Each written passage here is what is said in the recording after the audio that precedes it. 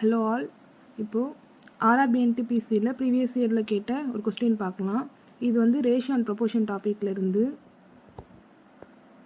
X and y are in direct proposition and y equal to 92.5 when x equal to 37. What will be the value of y when x equal to 16 அப்படின்னு கேட்டிருக்காங்க. எக்ஸும் ஒய்யும் எப்படி இருக்குது அப்படின்னா direct ப்ரொபோர்ஷனில் இருக்கான். அப்படி இருக்கிறப்ப ஒய்யோட மதிப்பும் எக்ஸோட மதிப்பும் எப்படி இருக்குது அப்படின்னா y ஈக்குவல் டு 92.5, எக்ஸ் வந்து 37 இருக்குது. What will be the value of y? இப்போ எக்ஸோட மதிப்பு 16 இருக்கப்போ ஒய்யோட மதிப்பு என்ன அப்படின்னு கேட்டிருக்காங்க.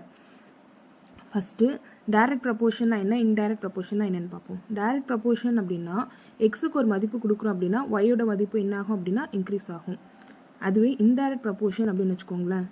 இது டைரக்ட் ப்ரொபோர்ஷன்லேயே எக்ஸோட மதிப்பு குறையுது அப்படின்னா ஒய்யோட மதிப்பு என்ன ஆகும், குறையும். ஆனால் இன்டைரக்ட் ப்ரொபோர்ஷனில் எக்ஸோட மதிப்பு கூடிச்சுன்னா ஒய்யோட மதிப்பு குறையும், எக்ஸோட மதிப்பு குறைஞ்சதுன்னா ஒய்யோட மதிப்பு கூடும். அப்படியே ஆப்போசிட்டாக இருக்கும். அதான் இன்டைரக்ட் ப்ரொபோர்ஷன்.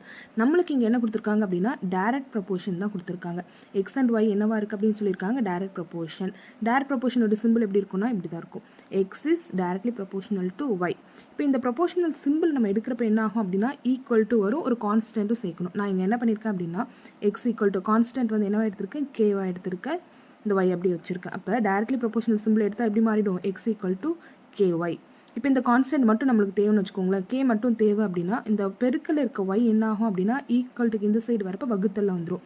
அப்போ என்ன ஆகிடும், கே ஈக்குவல் டு எக்ஸ் வகுத்தல் ஒய். இது டைரக்ட் ப்ரொபோர்ஷன் தானே. அப்போ எக்ஸோட மதிப்பு கூடிச்சுன்னா ஒய்யோட மதிப்பு என்ன ஆகும், கூட தான் செய்யும்.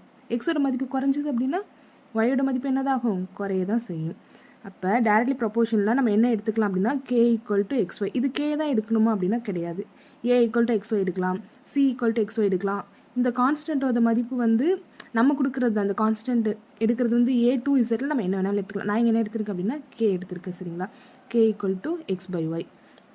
இப்போ C equal to X by ஒய்னு கூட நம்ம எடுத்துக்கலாம். சரி, இப்போ டைரக்ட்லி ப்ரொபோர்ஷனல்னாவே என்ன எடுத்துக்கலாம், K equal to X by ஒய்னு எடுத்துக்கலாம். கொஸ்டினில் என்ன கொடுத்துருக்காங்கன்னு பாருங்கள், y equal to 92.5 when x equal to 37. x 37 இருக்கப்போ y என்னவா இருக்கா, 92.5 இருக்குன்னு கொடுத்துருக்காங்க. நம்ம இதில் போடலாமா? அப்போ என்ன ஆகும், எக்ஸுக்கு என்ன கொடுக்கலாம், 37 கொடுக்கலாம், ஒய்க்கு என்ன கொடுக்கலாம், 92.5 கொடுக்கலாமா?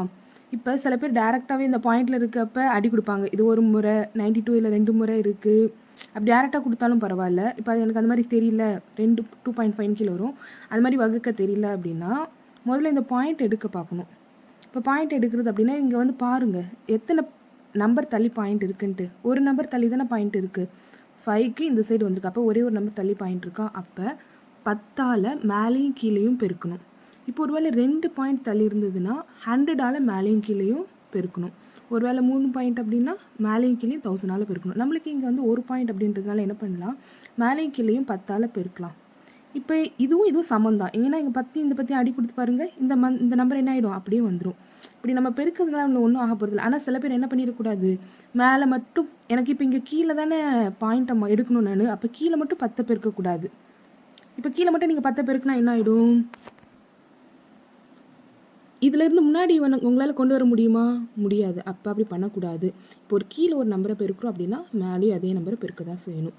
அப்போ மேலே கீழே என்ன பண்ணிடுறேன், 10ஆல் பெருக்கிடுறேன். 37யும் 10யும் பெருக்கினா என்ன ஆகும், 370 வருமா. 92.5யும் 10யும் பெருக்கினா என்ன ஆகும், 92.5யும் 10யும் பெருக்கினா 92.5 பெருக்கல் 10 என்ன ஆகும், 9250 ஆகும். ஒரு புள்ளி தள்ளி வைக்கணுமா, அப்போ இங்கே இருக்க பாயிண்ட் ஒரு புள்ளி தள்ளி வச்சா என்ன ஆகும், 925. அப்போ என்ன ஆகிடும் அப்படின்னா 925 நம்மளுக்கு கிடச்சிரும், சரிங்களா. அடுத்தது இந்த 2 நம்பர் என்ன பண்ண போகிறோம் அப்படின்னா வகுக்க போகிறோம். வகுக்கிறதுனா இங்கே பாருங்களேன் என்ன எடுத்துருக்குன்ட்டு 920. இப்போ வகுக்கிறப்ப மேலே இருக்க நம்பர் என்ன வரணும்னா வகுக்கிறதுக்குள்ளே எடுத்துக்கணும், கீழே இருக்க நம்பர் வெளியே எடுத்துக்கணும். வெளியே வந்து என்ன எடுத்துருக்கேன், 925. இங்கே என்ன எடுத்துருக்கேன், 370 எடுத்துருக்கேன். 925 370. இப்போ இந்த 925 நம்ம இதையும் வகுக்கணும் அப்படின்னா இந்த உள்ளே இருக்க நம்பர் எப்படி இருக்கணும்னா வெளியே இருக்க நம்பரை விட பெருசாக இருக்கணும்.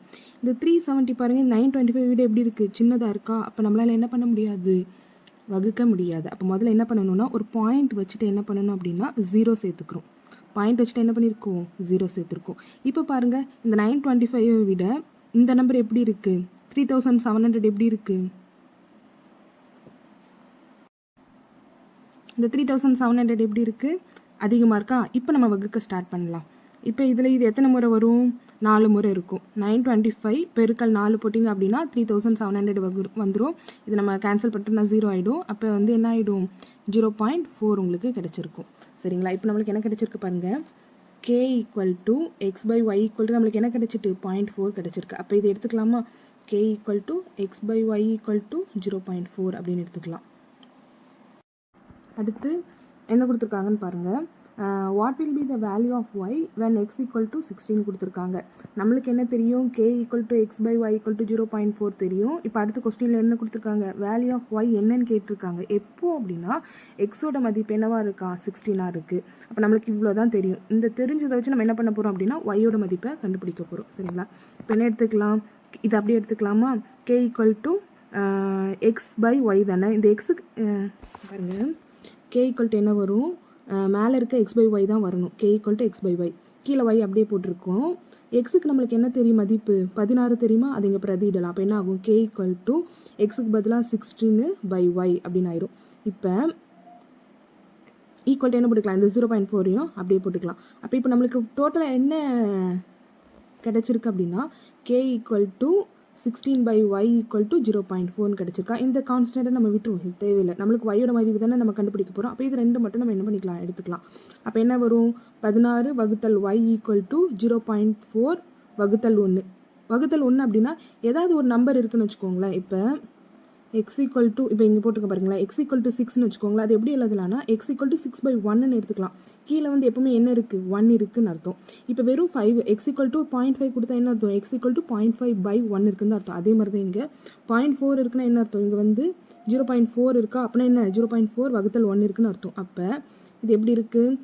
16 வகுத்தல் y = 0.4 வகுத்தல் 1. இதை நம்ம இப்போ கிராஸ் மல்டிப்ளை பண்ணலாமா? கிராஸ் மல்டிப்ளைனா என்ன? இந்த நம்பரையும் பெருக்கிறது இந்த நம்பர் இதையும் பெருக்கிறதுக்கு சமம். அதாவது 16ஐயும் 1ஐயும் பெருக்கினா என்ன வரும்?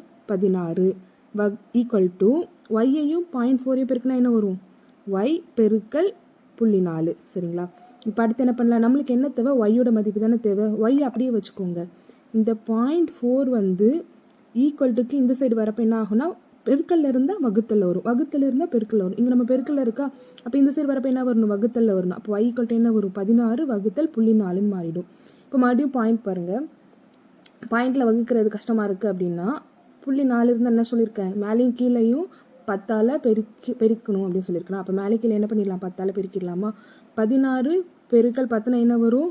160. 0.4 பெருக்கல் 10 என்ன ஆகும்? 0.4 பெருக்கல் 10னா 40 வரும். ஒரு புள்ளி தள்ளி வைக்கிறப்ப என்ன ஆகிடும்? 4 ஆகிடும். அப்போ இங்கே கீழே என்ன வந்துடும்? 4. இப்போ 160 வகுத்தல் 4 அப்படின்னு என்ன பண்ணலாம்? 4 ஒரு முறை வரும். இங்கே என்ன வரும்? 4 முறை வரும்.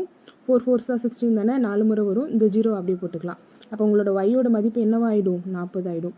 அப்போ எக்ஸோட மதிப்பு 16 இருந்தது அப்படின்னா y-யோட மதிப்பு என்னவா இருக்கும் அப்படின்னா 40.